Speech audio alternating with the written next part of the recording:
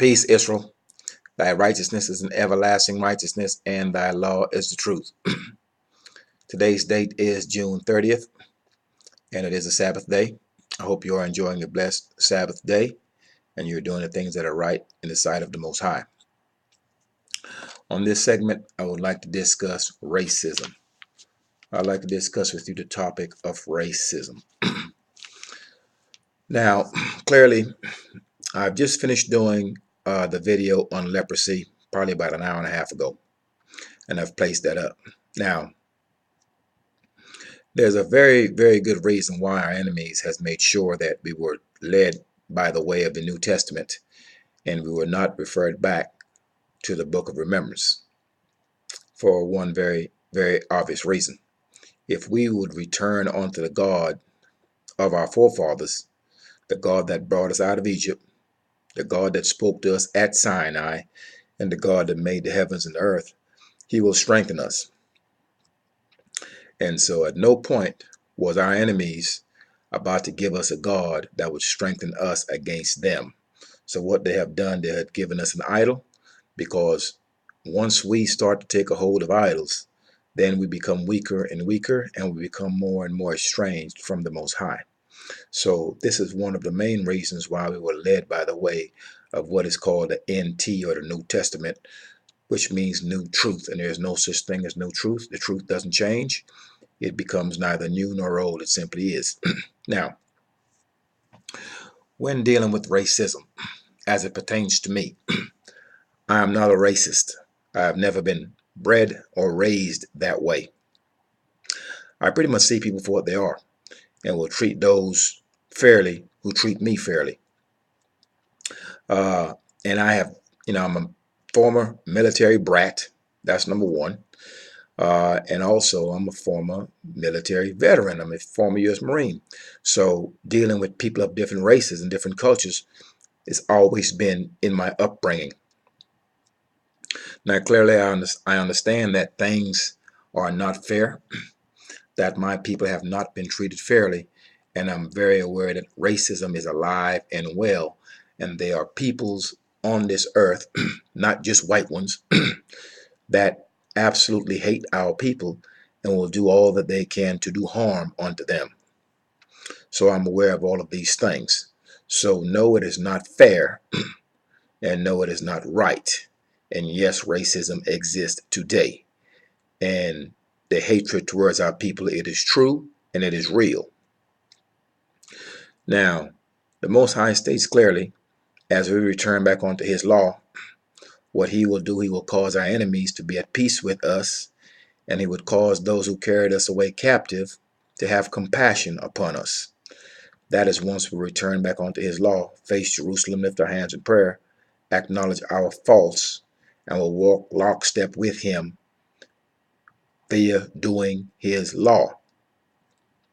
Now, as you see on YouTube, there are many Israelites who are teaching this book from a racial and a hateful perspective. It is not the way to do it. At no point were we instructed to hate anyone. At no point were we instructed to teach this word in hatred. We were instructed, number one, to not to hate the stranger because we were strangers in Egypt. That's number one. And if we understand this book clearly, we are to understand that the only reason why our enemies had come against us is because we decided to walk contrary to the instructions that we were given. Had we not done so, we would not be scattered into the four corners of the earth as we are. We would not be as confused, excuse me, as we are. And certainly, evil would not have befallen us in the manner that it has. So we're to consider those things. Now, those of us of the older generation, people who were raised up in the 60s, in the 40s, in the 50s, in the 30s, and older, they, for the most part, have a hatred for white people. I can clearly understand that. Their experiences are quite different, though the same as ours. It was much harsher then. So one's experience can shape their viewpoint, and that's what life is about. I have not had to deal with those sorts of things. So my viewpoint is not that. Uh, and it's not as, I don't have a hateful stance to take. And I do understand clearly why some of our forefathers and many of us today have a hate for those who have oppressed us. It is not misplaced. It is not misplaced. However, that hatred for other people does not get us out of the mess that we're in. I want that to be clear. What we are to do is to turn and face Jerusalem and to pray and to remove ourselves from these idols. And once we do these things, then the Most High will cause those who have carried us away captive to have compassion upon us, and it will cause our enemies to be at peace with us. I certainly know that because I have peace as far as I'm concerned. I'm not bothered by anyone. And though there are some men that has come up against me or have tried to strengthen themselves against me, they have failed. So I know this to be true and to be a testimony to the Most High's law and to the Most High's word, which he had promised unto the children of Israel. So teaching this book from a perspective of hate is something that we should not do. You will see that on YouTube where you have Israelites who are teaching this book from a hateful perspective, and they're out there cussing and using all manners of profanity and perversion and trying to, and literally are upsetting people that are walking by. Our instructions are simple. Number one, we're to teach the house of Israel first. We're to read this law, we're to teach it to them and explain it to them. What we're also to do, we're to read this law and teach this law to the stranger. Those are our instructions. We are to do that. There's no way a man or a group of men, i.e. a camp, can teach anything pertaining to the Most High, who is the most holy. You cannot teach holy and profane, or you cannot teach holy while using profane language. So what they're doing is they're trying to teach you the Most High, which is pretty much, it's idolatry is what they're teaching. They're out on the streets yelling on street corners, hollering and screaming at people who don't look like them, at white people and anyone else. And they're doing it from a hateful vantage point. They're upsetting people. There's no peace brought onto them.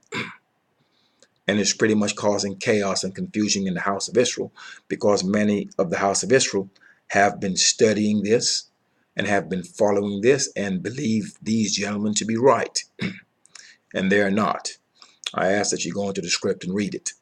That way you may get a clear understanding for yourself that this thing ought not to be done, and there's no way men of the house of Israel who are walking in the Most High's law, who are teaching it in righteousness, will come before the house of Israel or anyone else and be profane out of their mouth while professing him who is holy, or that which is holy. Those two do not coincide and they are contradictory. So you're to consider that. Now, as it pertains to colorism, our people have been split up between shades of color. Those who have oppressed us had to find ways and means and mechanisms in which to control us and to pit us against each other so they can always remain on top. Now, we know that the West Indies was the breaking ground for the slaves before they were brought, for the captives, before we were brought up to, i.e. North America and elsewhere. Our people are throughout Central, South, and Latin America, and Central America, and on many islands, the Fiji, and then a whole host of other islands through the Pacific, where you will find people with afros. That includes the island of Samoa and some other places. So our people have been indeed scattered and dispersed, not by their own doing, not immigration. This is disbursement and scattering done by the Most High. Now, what we have nowadays, presently, we have those, some of them, and especially those of the Hispanics, that look like me, what they have done, and also some of those out of Brazil that are darker than me will look you in the face and tell you that they're white. Our people have taken a hold of their enemies, their ways, their customs, and their gods. That we have sought to separate ourselves from ourselves and from our own people. So you have Hispanics in America who are quote unquote black people, many of whom have aligned themselves with Caucasians and refuse to actually take a hold of anything pertaining to black culture, if you will. There are those of the West Indies, Brazil, Trinidad, Guyana, Barbados, Argentina, or Argentina is in South America. There's some South American countries where our people are in vast numbers, Brazil being one of them. Many of our people in those areas from the diaspora have actually, and some that are from Africa, have come to America and somehow have alienated themselves from quote unquote black Americans and seem to think that somehow they are better than the black Americans that are born and raised here. And it has caused a rift. We are to understand that the same man that has oppressed our people in America is the same man that has oppressed our people in Haiti, that has oppressed our people in the Dominican Republic, that has oppressed our people down in Argentina, in Brazil, in Belize, in Honduras, in Trinidad and Tobago, and everywhere else where we dwell. These are the same people that have afflicted us. The difference is very simple. When you go through Central, South, and Latin America, this includes Mexico and some of the other places towards the low equator, what you will find our people have occupied many of these lands.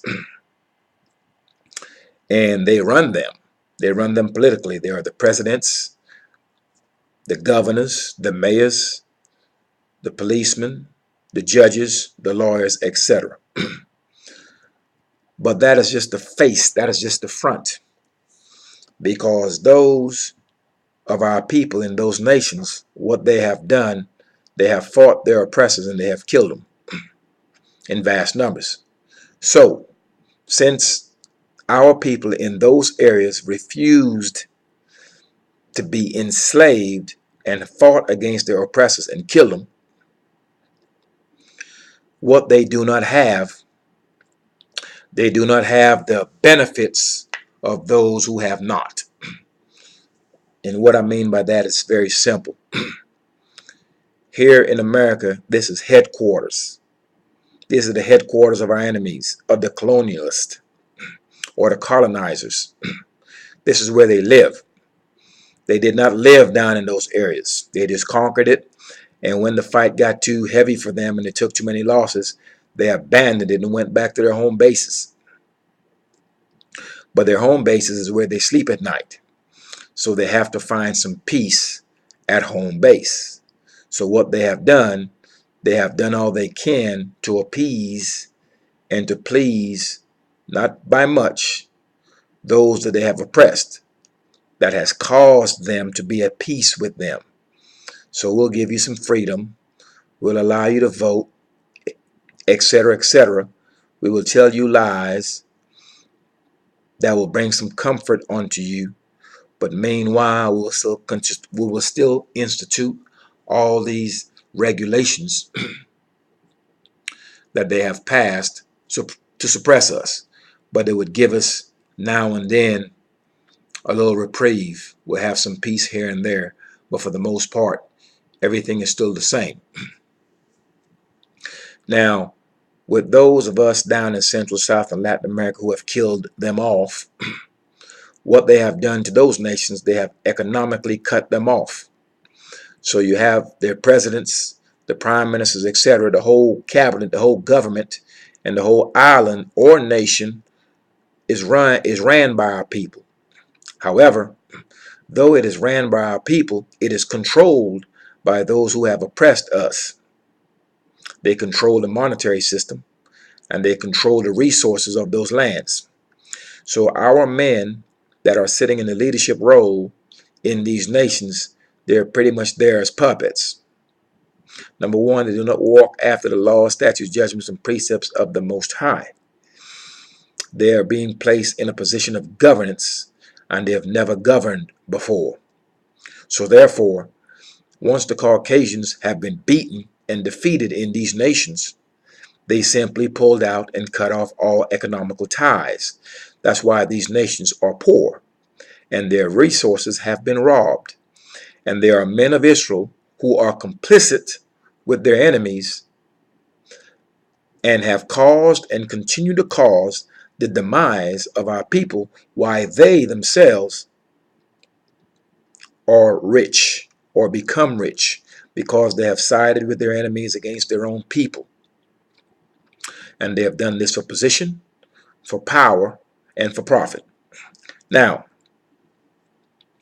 as you see this dynamic take place, what now happens is they are poor down in Central, South, and Latin America, where our people are, in Puerto Rico and everywhere else. We are poor. We are mistreated.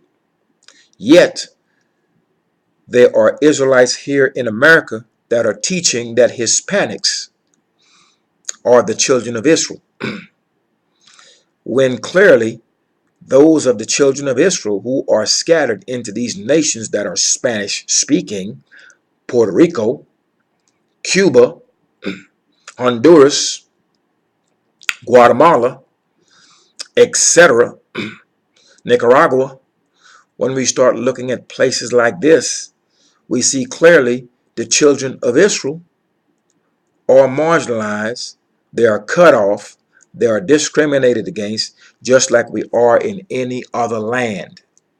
So, there is no way in the world that Hispanics are the children of Israel.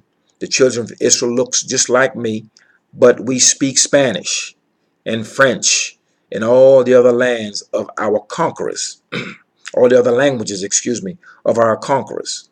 So to say that Hispanics are Israelites, it's incorrect, because the Israelites that live in Puerto Rico, they're cut off from everyone else. You have to understand that the Spaniards, Spain, Española, Spanish is nothing but a European nation.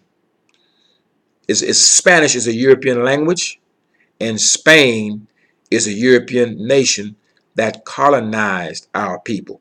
So the Hispanics, what they side with the mother country, and that is Spain. And Spain is a European nation. Spain, Spanish people are white people. So that is something that needs to be clearly understood, that in these Spanish-speaking nations, our people are marginalized and discriminated against and treated unfairly, just as we are in any other nation. And they are done so by Hispanic people, people who don't look like them. So that is one set of racism that we have to deal with, but yet there are men on the street corners that are teaching that these very people who speak Spanish, that has oppressed our people in these Spanish-speaking nations, all of a sudden these people are Israelites. That's not so. So what we are to do is to be mindful of, number one, those who present or try to bring to us the words of the Most High, and they're not doing it in truth, and they're not doing it in righteousness. You cannot present and bring to us the words of the Most High in hatred, number one, because if you're teaching hatred and speaking hatred, there's no peace brought unto you. And the Most High said clearly, if we're doing that which is right in His sight, our end would be peace. Our enemies would be at peace with us, and they would have compassion upon us. So when a man is before you cussing and screaming and acting uncivilized, and using perversion and is telling you that he's teaching in the words or the name of the Most High, you are to consider what is being presented to you. As for our people in the diaspora, what we're not to do, we're not to form divisions, and we're not to separate ourselves from ourselves. The only time this separation is to be done is for those who are following the Most High and those who are not. If you're walking in the way and doing the Most High's laws, we are to encourage each other in this and strengthen each other. If you are not walking in the ways of the Most High, then those who are will separate themselves from you. And that is the only separation that we should have. But there should be no separation of those who look like me, that are coming from other nations, that would come to this nation and all of a sudden feel as though they are better than those of us who were born and raised here. And that should not be. This is nothing but separation, because when the ropes come out and the bullets rang out, they're killing us all the same. So at some point we are to mature and we are to realize that we have one common enemy who has oppressed us throughout this earth and has gone through all types of measures to ensure that we are separated. And by way of benefits, they have caused some of us to think that we're better than the rest of us. And because this man has power and wealth, what we have done, some of us have chosen to do his bidding in order to be elevated above our own people. And at the end of the day, this will be to our hurt. It is of no avail, and we should not do this. So, once again, when it comes to racism, no, it is not fair. Racism exists, and there are people who hate our people for no reason. At least most would think it's for no reason, but it's because we have walked away from this law. Now, what I would like our people to understand is this. There are many who are not of the house of Israel who have always taken a hold of our people. What do I mean by that? Excuse me. I'm certain some of you may know an Asian. Some of you may know a Hispanic who does not look like us. Okay? And some of you may know a white person or someone of another nation that has always been close to our culture, that has not done us any harm, and has actually embraced our people. So we're to understand that I would say 90% or more of these nations hate our people and wish us nothing but harm. But I will go and say this also. There's a small, let me repeat, a small percentage of people of the other nations who do not agree with this. And there's a smaller percentage still who have taken a hold of our people and have embraced us and would not do any harm to us. So we are to judge people of the nations based on their actions towards us. Some will stand up for righteousness, some will not, and you're to deal with them on an individual basis. Our main goal is to return to the Most High's laws, statutes, judgments, and precepts, and he will sort all of these things out. So we should not be surprised once we're dealt the hatred brush, so to speak.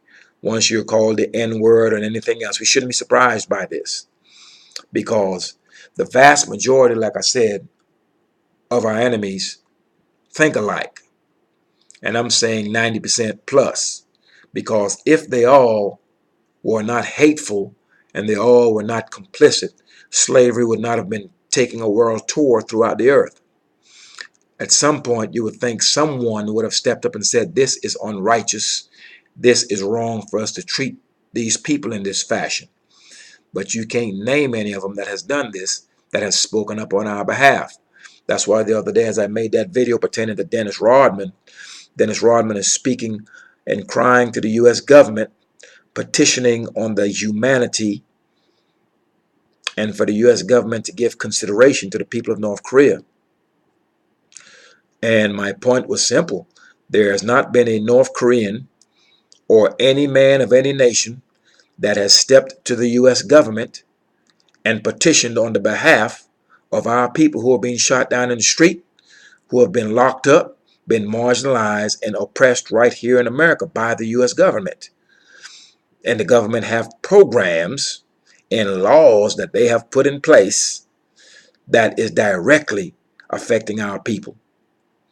But Dennis Rodman has never petitioned the U.S. government and shed tears for our people and petitioned against the U.S. government on our humanity and our mistreatment, nor has anyone else. So we are to consider all of these things carefully and do not let hate control you. Turn to the Most High.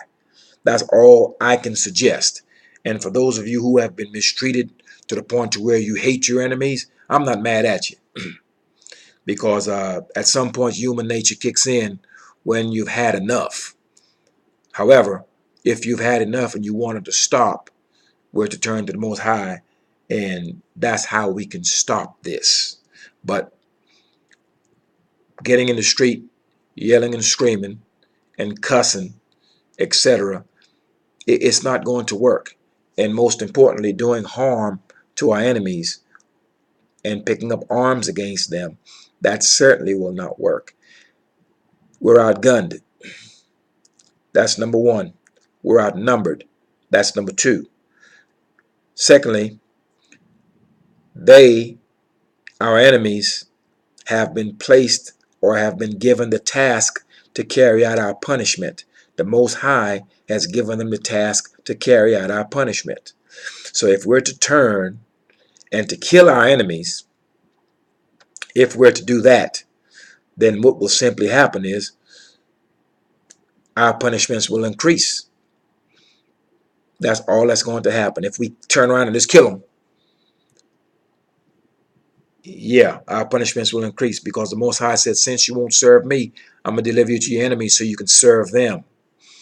And when you're tired of them kicking you in the face and kicking you in the teeth and calling you all manners of N-word, hanging you, killing you, shooting you down in the streets, locking you up in cages, etc., when you get tired of that, then you turn back onto my law, and I will come get you out of these many lands where I scattered you in.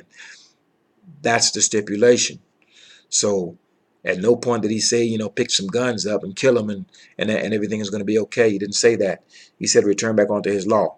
So it's very simple. Now, as it pertains to picking up guns, everything that we have learned from our enemies. We may not look like them physically, and we're not like them physically or any otherwise. We are like them mentally. And what I mean by that is this. We have been scattered in these many nations, and all the nations in which we're in, Europeans run them. They have been given dominion in the earth. So though we may hate them and they hate us based on how the treatment has been over the centuries, what we have to understand and come to grips with is very simple. It's a reality that many of us are not willing to face. We think like them because we have been taught by them. It is a simple fact that the house of Israel failed to realize and failed to admit.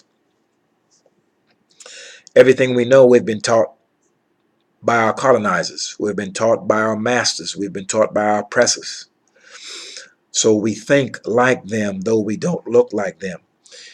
If the house of Israel were to somehow defeat all of our enemies and kill them off, took a hold of their tanks, their grenades, their mustard gas, their warplanes, their warships, their submarines, etc. Let's say we won and we took all their weaponry. How do you think this would play out? What would happen is we would take the very weapons that's been used against us, and we would do a couple of things. We would use it against others, or we would use it to destroy ourselves. That's pretty much what we would do. Why? Because that's what we have been taught by our oppressors. We don't know any other way.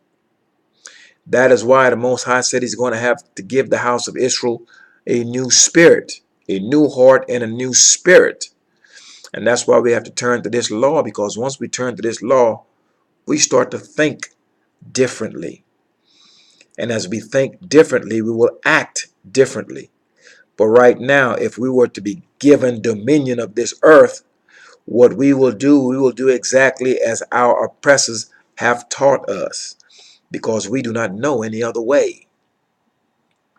So what we are our oppressors, whether we want to admit it or not. And a prime example of that would be simple. Look at all the nations.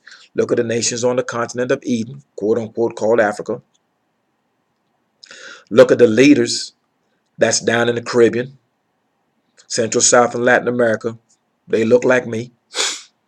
Look at the leaders here in America, the black caucuses and etc., the black governors and mayors and whomever else that we've got, police chiefs, etc. These men are given these positions, and women, because they are the controlled opposition of our enemies. It is a position that's given to them. It's not something that they fought for and earned. So that is why when you look at these African nations, what you find is corruption and greed and murder. You look in South America, Central America, Latin America, South America, etc., where our people have been leading their own people. What have you found? You find corruption, you find violence, you find theft. Come to America, where our people have been involved in any leadership position. They're stealing from the people. They're lying, robbery, corruption, crime, etc. So this is proof positive that if we are given a position of leadership, we will do exactly as our enemies have done to us, for the simple fact that all that we know is what they have taught us, and we don't know any other way. So we're going to do exactly what has been done to us, because that's what's been taught to us. We have not been taught any other way. The other way would be the Most High's law, because once we turn to the Most High's law, there's one thing we cannot do.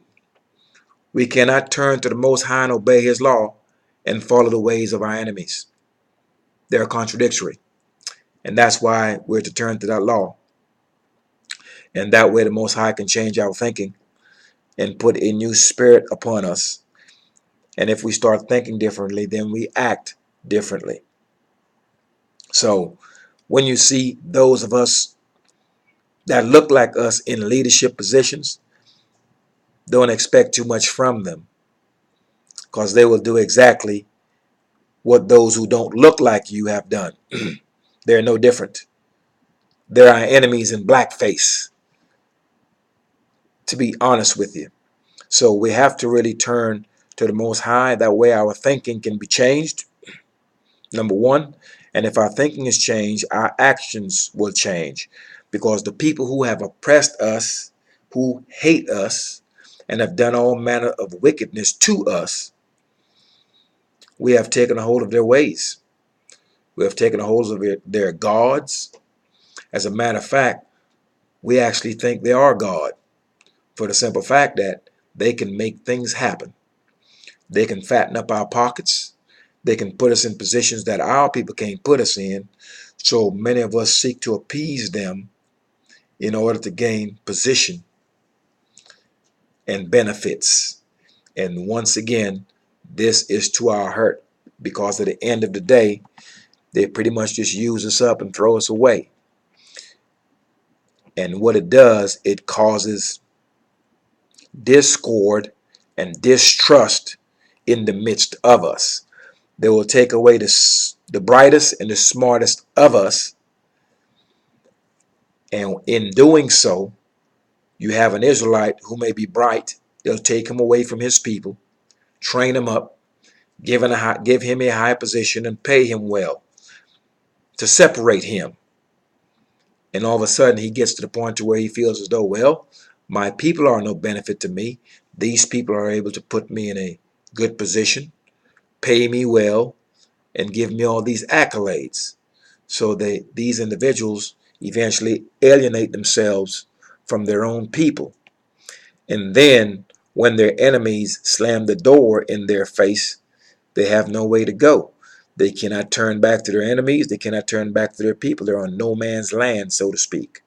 So we're to be very careful teaching our sons and our daughters what has happened to our people, and that we are to understand that under no circumstances are we to ever turn our backs on our own people for profit or for position or for any benefit.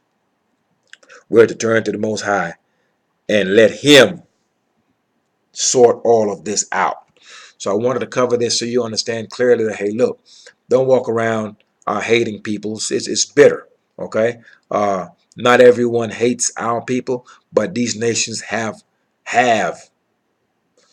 gotten together and made a pact to keep the children of Israel lost, confused, and at the bottom of the barrel.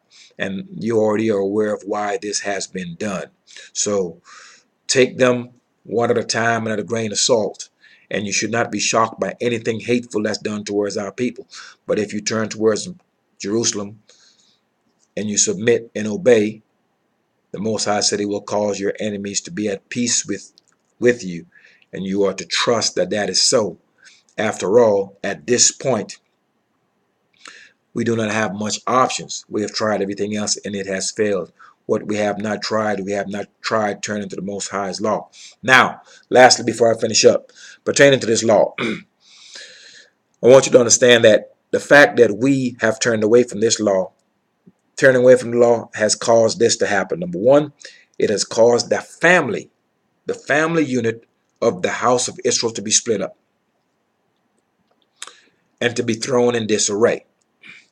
Now, I want you to understand that this law is the glue. This law is the glue. We were held together as a nation and as a family when we walked within the law. Once we decided to throw the law behind our back, then what happened is the family unit of those 13 tribes were broken, and we were scattered to the four corners of the earth. But the Most High is very forgiving.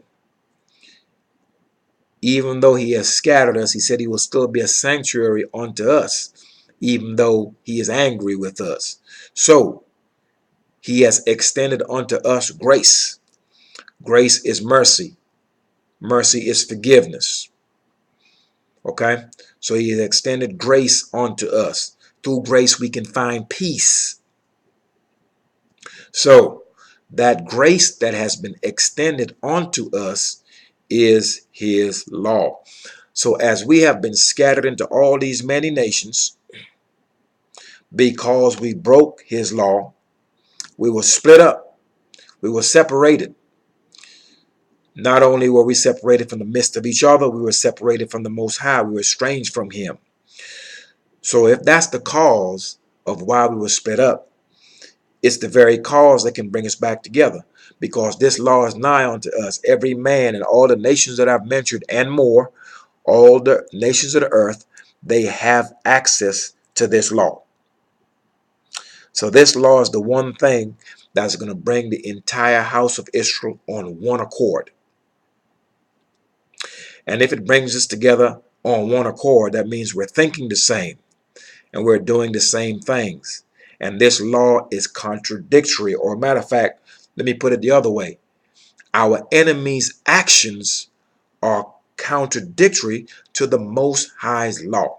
So if we're in these many nations, if we start to turn to the Most High's law, we're doing some things that the enemy who have enslaved us and oppressed us will be acting totally different and doing things totally different and thinking totally different than how he thinks. And by way of that law, we will separate ourselves from him. And as we do that, all our curses will be placed upon his head, and we will be returned back to the head of all nations, as it was promised to our forefathers in the days of old. So this law is the glue. It is what will bring us together on one accord. And that is why we're to take this seriously, because we have tried everything else. It has not failed. It has failed. We have not turned to this law. So we have to let go of these idols, turn to this law, and do it. And therein we will find relief, we will find peace, we will find mercy, and there will be some comfort given unto us. So I know good and well many of you have seen racism, have been called the N-word, have been denied a promotion, have been locked up unjustly, etc., etc., etc. Many of our people can bear witness and give their testimony to the injustice of those who do not look like us, the injustice of those who have oppressed us. And this is all true. This is fact. We can show evidence of this today, and we can go into the laws of this government, of the government of Spain, Portugal, Italy, and all these other nations where we dwell. We can show you where they have actually gone out of their way to make laws to oppress us, to kill us, to lock us up, to run medical experiments upon us, ostracize us, etc., etc. The list is long. But I will say again, in spite of all of this, we are not to hate them. We are not to hate anyone. It is not part of our instruction. Okay? At the same time, you should not be shocked by anything that's hateful that's done towards you. All you have to do is turn to the Most High, and He will cause all of those headaches to go away. He will cause your enemy to be at peace with you. So be careful. Try to control your emotions when dealing with those who you know hate you and don't have any problems telling you this. When you see this and you experience this, all that is confirmation to you that the words of the Most High is true, that His words will stand firm, and none other. It is nothing but confirmation and you bearing witness to Deuteronomy chapter 28. A witness sees. So you have to see all of these things that He has pronounced against us. You have to see it and you have to experience it.